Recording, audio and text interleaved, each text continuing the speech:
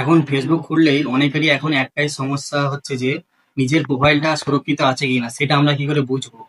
এখন অনেকেরই দেখা যাচ্ছে যে সিস্টেম ডেটাসটা একটা যে অ্যাড টু লাইব্রেরি বলে অপশন থাকে, সেটা একটা রিপোর্ট আসছে রেড কালারে, অনেকেরই আসছে। বেশিরভাগ ক্ষেত্রে হচ্ছে, এটা আমার সাথে হয়েছিল।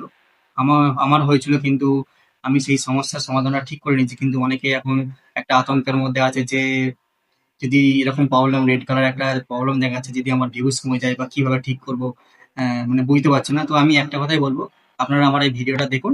ভিডিওটা দেখার পর যদি আপনার যদি এরকম কোনো রেড কালার যদি কিছু রিপোর্ট আসে, তো আপনি আমার এই ভিডিওটা দেখে সম্পূর্ণ ঠিক করে নিতে পারবেন। আপনার কোনো অসুবিধা হবে না, একদিনের মধ্যে ঠিক হয়ে যাবে। চলুন ভিডিওটা আপনি দেখতে থাকুন। শুরু করি ভিডিও। প্রথমে আমরা নিজের ফেসবুক প্রোফাইলটি ওপেন করে নেব। তারপরে ডিজিটাল ক্রিয়েটর বা নিজের যে নামটা শো হচ্ছে ওইখানে ক্লিক করব। তারপরে আমরা ট্রান্সপারেন্সি অ্যান্ড প্রাইভেসি পলিসিতে যাব। এরপর গো টু অ্যাড লাইব্রেরি। তারপরে এখানে যে সিস্টেম ট্যারাসটা সেখানে ক্লিক করব। এখানে যদি 4টে টিক মার্ক সবুজ রঙের দেখায় তাহলে জানবো আমাদের ফেসবুক প্রোফাইলটি সুরক্ষিত আছে। আর যদি 2 নম্বর অপশনটা অ্যাড লাইব্রেরি রিপোর্ট এটা রেড কালার দেখায় তাহলে জানবো আমাদের কিছু টেকনিক্যাল প্রবলেম আছে। তার জন্য আমাদের কি করতে হবে, 3টে ডট দেখতে পাচ্ছেন, এখানে ক্লিক করব। এখান থেকে আসবো হেল্প অ্যান্ড সাপোর্ট, এখানে ক্লিক করব।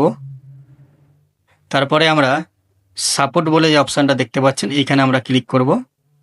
এখান থেকে একটু নিচের দিকে স্ক্রল করে নিচের দিকে আসবো, রিপোর্টের টেকনিক্যাল প্রবলেম, এখানে আমরা ক্লিক করব।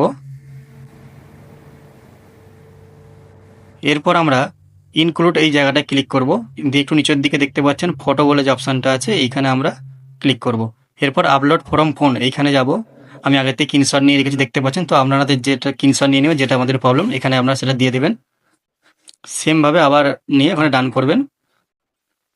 যে রিপোর্টটা আমরা স্ক্রিনশট নিচ্ছিলাম সেটা দিয়ে দেবেন। হয়ে যাওয়ার পর এখানে দেখাচ্ছে আমরা ডিসক্রিপশনে যে আমাদের কি প্রবলেম, কি রিপোর্ট দেখাচ্ছে সেটা আমরা এখানে লিখে দেবেন।